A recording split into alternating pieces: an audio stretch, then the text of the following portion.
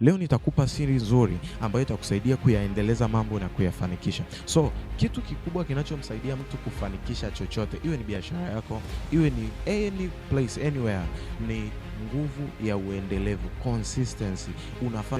Uendelevu ni namna ya kufanya jambo kwa ule muda uliojiwekea bila kuacha, hata kwa siku unazojisikia kufanya na kwa siku usizojisikia kufanya. Wazungu wanasema is the ability to show up every single day, even those days when you feel it and those days when you don't feel like doing it. Kwa uendelevu ndio sifa ya watu wakuu.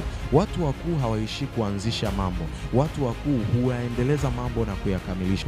Tunaona hata mfano mzuri ni Mungu wetu aliyetuumba. Mungu anasema kazi njema niliyoianzisha ndani yenu ndiyo nitakayeitimiliza. Maana yake Mungu anajua ushindi wa watu kwenye maisha sio kuanzisha mambo, ila ushindi wa watu kwenye maisha ni kutimiza mambo. Ndio maana leo watu hawapewi vyeti kwa kusoma shule, ila watu wanapewa vyeti kwa kumaliza shule. Maana yake kuna satisfaction, kuna utoshelevu, kuna ushindi katika kumaliza mambo zaidi ya kuanza mambo.